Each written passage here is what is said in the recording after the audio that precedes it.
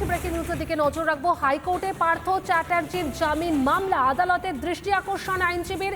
জরুরি ভিত্তিতে মামলার শুনানির আবেদন জানালেন আইনজীবী মিলন মুখার্জি।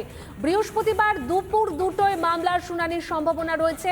বিচারপতি তপব্রত চক্রবর্তীর এজলাসে হবে শুনানি। আপনাদের আরও একবার জানাই, হাইকোর্টে পার্থ চ্যাটার্জির জামিন মামলা, আদালতের দৃষ্টি আকর্ষণ আইনজীবীর।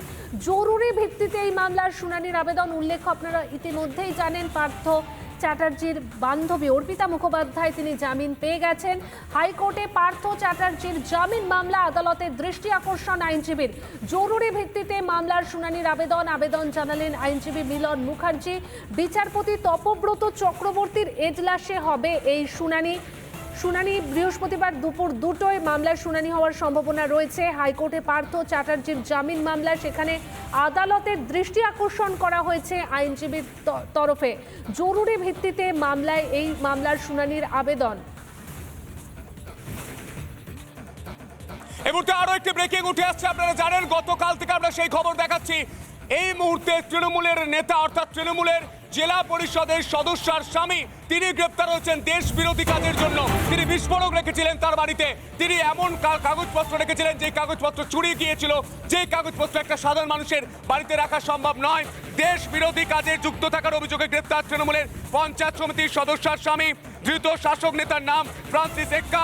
বিপর্যয় মোকাবিলা দল এবং পানিঘাটা ফাঁড়ির পুলিশ মিলে, গোয়েন্দা কর্তাদের মিলে, কেন্দ্রীয় বিপর্যয় মোকাবিলা দল মিলে তাকে গ্রেপ্তার করা হচ্ছে। তেজস্ক্রিয় পদার্থ যার দাম কোটি কোটি টাকা।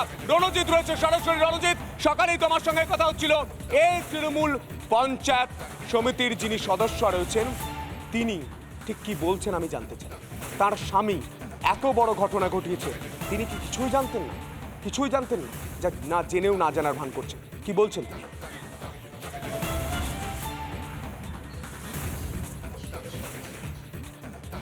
দেখো সন্তু, অমৃতা একটা তৃণমূল পঞ্চায়েত সমিতির কর্মাধ্যক্ষ। তার সাথে একাধিকবার যোগাযোগ করা হলে তিনি কিন্তু এই বিষয়ে কিছু বলতে রাজি হননি।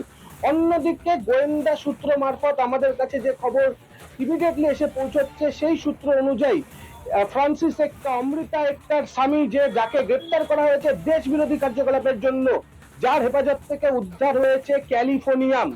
এই ক্যালিফোর্নিয়ার ইউনিভার্সিটির ল্যাবে তৈরি সাধারণ ধাতব নয়, নিউক্লিয়ার অ্যাটমে ব্যবহার করা হয়। নিউক্লিয়ার অ্যাটমের থেকে অনেকাংশে শক্তিশালী এই বস্তু ক্যালিফোর্নিয়াম, যার বাজার মূল্য প্রায় 17 কোটি টাকা। 1 গ্রাম ক্যালিফোর্নিয়ামের দাম প্রায় 17 কোটি টাকা।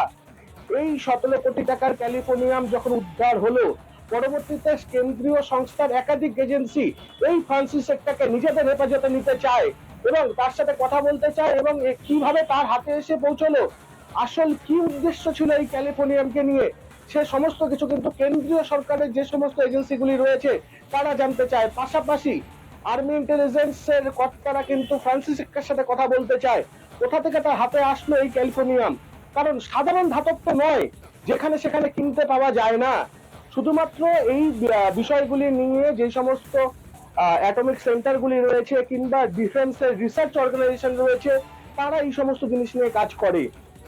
শুধুই কি পাচারের ছক ছিল, নাকি এই বিষয়টি নিয়ে চলতে কোনো নাশকতার ছক? কারণ যেই স্থানে এটি পাওয়া গেলে অত্যন্ত তাৎপর্যপূর্ণ এলাকা, Uttarbanga corridor, chicken neck corridor, যা সমগ্র ভারতবর্ষের সাথে উত্তর পূর্ব ভারতকে সংযোগ করে রেখেছে। দীর্ঘ 22.5 কিলোমিটার। একদমই রণজিৎ, সঙ্গে থাকো আমাদের সঙ্গে প্রাক্তন পুলিশ কর্তা অরিন্দম আচার্য এই মুহূর্তে সরাসরি রয়েছেন। অরিন্দম বাবু, আমি জানতে চাই, এত বড় তেজস্ক্রিয় পদার্থ যার 1 গ্রামের দাম প্রায় 18 থেকে 20 কোটি টাকা, সেই তেজস্ক্রিয় পদার্থ নিয়ে এই তৃণমূলের পঞ্চায়েত সদস্যার স্বামী তিনি কি করতে চাইছিলেন আমি জানতে চাই। দেখুন, আমি শিলিগুড়িতে চাকরি করেছি, নর্থ বেঙ্গলে। এই যে শিলিগুড়ি বলছেন, এটা হচ্ছে কি চিকেন নেক বলা হয়, এবং 7 সিস্টার যেটা আমরা জানি, ভারতের সাথে একটা সাংঘাতিক জায়গা আমাদের এই শিলিগুড়ির এই জায়গাটা। আজকে দেখতে পেলাম পেপারে যে একজন মানে আমাদের শাসক গোষ্ঠীর লিডারের স্বামী। আপনারা জানবেন যে তেজস্ক্রিয় যে আজকে যে ধাতু প্লাস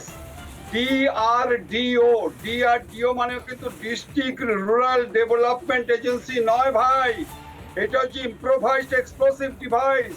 এগুলো যুদ্ধের ক্ষেত্রে ইউজ করা হয় এবং এটা কোটি কোটি টাকা দাম।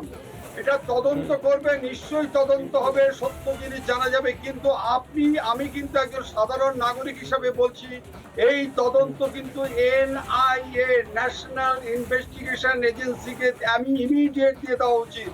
কারণ ভারতের যে আজকে চতুর্দিক থেকে দেখছেন যে আজকে ভারতের সার্বভৌমত্বকে অখণ্ড রাখার জন্য যে আমরা প্রচেষ্টা করছি, সেটাকে আজকে ধ্বংস করার জন্য এক সংখ্যক বিবেকহীন রাজনৈতিক নেতা যেভাবে উঠে পড়ে লেগেছে, আমরা সেটাতে কিন্তু শঙ্কিত হচ্ছি। অতএব ইমিডিয়েট কিন্তু আমার মনে হচ্ছে ক্রিস্টাল ক্লিয়ার এর মধ্যে একটা বিরাট উদ্দেশ্য রয়েছে।